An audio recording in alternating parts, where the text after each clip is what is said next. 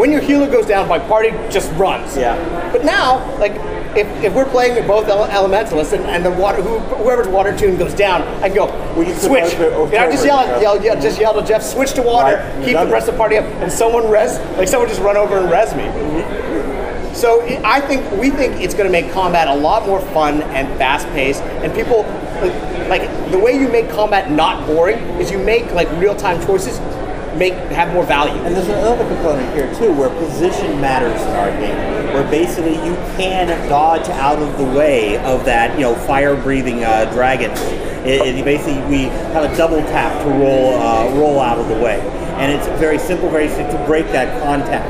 It's very simple, very straightforward, but it encourages the players to be a lot more mobile, as opposed to staying there in one place and hit.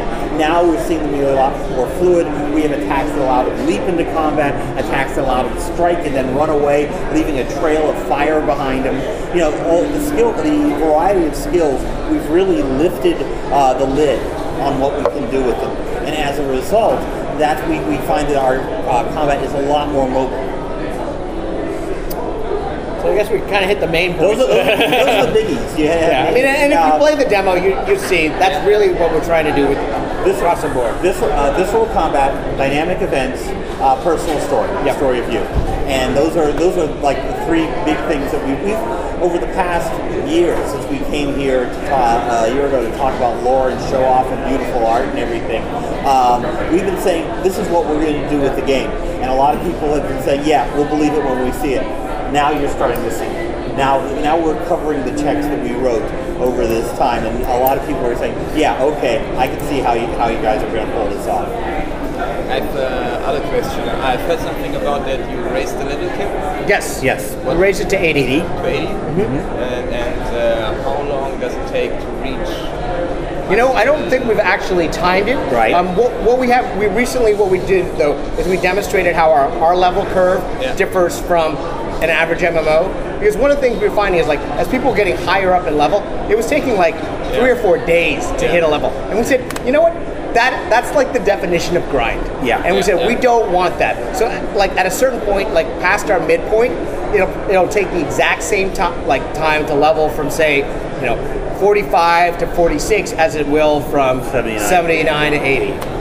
We just don't want that level curve to keep stretching out. Because you see that exponential curve because they want to basically extend the end game as far as possible, and they're extending it by making them just play more. Yeah. We're seeing a much more level curve, and that gives us more of bringing people through the entire story. But again, this falls under the category of we questioned everything. We went back, and there were parts of what we liked with what we did with Guild Wars and with MMOs, but everything we did went under the microscope as far as, do we want to keep this? Is there a better way to do it? And not just a better way in MMOs, but a better way in computer games. Yeah. You look at what we've done and say, wait, I recognize that from a shooter. I recognize that from a real-time game. We have one component that was inspired by Lego Star Wars. We're looking at how people interact with the games in general and seeing what works best. Yeah, we didn't want to just create the best MMO. We want to create the best PC game that also is an MMO. Yes. In Guild Wars 2, you've implemented open world PvP, yes? Yeah, well, we call that world versus world PvP. Yeah. And what that will be is like 3 servers, effectively worlds, will compete in a common area called the Mists. And the maps within the Mist will be set up like RTS maps.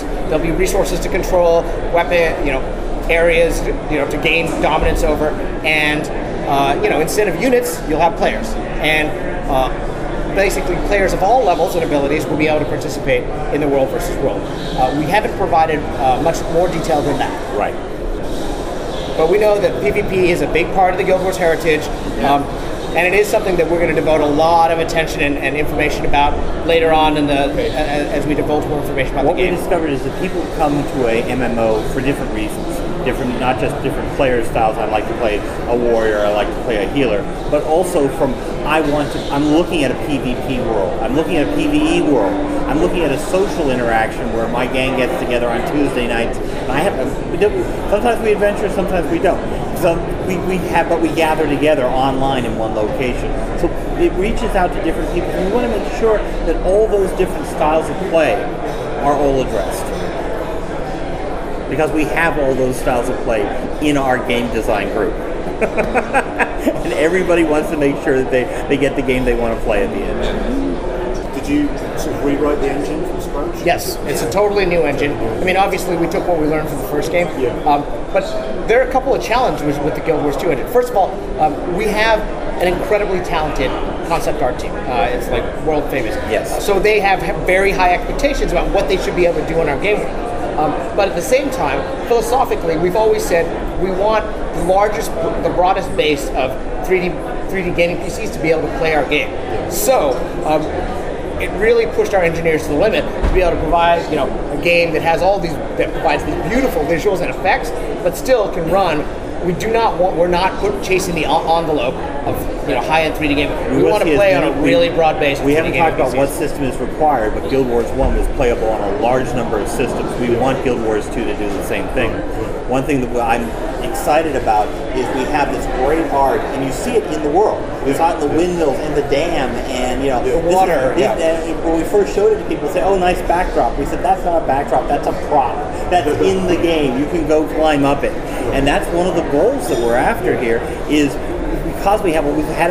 We go towards one. We had all this beautiful art, but then we have to, shrink and reduce pixels and poly counts. Here we're able to show a lot more of it in the game, and it gives it that handcrafted look we've been talking about. How are you financing the development? Because Guild Wars 1, you don't get any monthly fees from it, and sometime the rest come dry. Well, I mean, are you asking about the business model, or like basically that ArenaNet is owned by NCSoft, right? Right. Yeah. So NCSoft, I mean, in a pure technical term, NCSoft is financing the development of the game. But in terms of the revenue of the game, we're still continuing to sell units of Guild Wars, and you are aware that we have a microtransactions backend as part of Guild Wars. So that also generates a good share of revenue. In fact, that's one thing that. Since we are not shipping expansions anymore, it's become a larger portion of our revenue makeup. And the novels, are they also? Do they get some revenue? Oh yeah, they're very cheap because $8 or something. We do get a royalty. We do get a piece of the action off the novels themselves. We've got 3 novels coming out. First one has actually just released yesterday in German. The German translation just released. It's been out in the States for about a month now, and we've been getting very good reviews for it. Second one will be out by Christmas. Third one we're still working on right now, and we haven't given a release date for it. But the novels are doing for us is they're helping us to expand the lore. They're helping us to talk about the world and what's happened between then and now without having to try to cram it into the borders of a game. It's a different format. It has different strengths and works for us that way. They're looking in and nodding at us. Okay, I guess we've run out of time. Oh, one last one. You have Guild Wars 3, you have also microtransactions. Yes. Will it be similar to Guild Wars 1? Yeah, we're definitely saying that we'll have microtransactions in Guild Wars 2. What we've seen is that as we've experimented and introduced more microtransactions into Guild Wars 1, we definitely have gotten a good feedback from the community as to what types of microtransactions works and which ones don't. So we'll take all that knowledge with us to Guild Wars 2.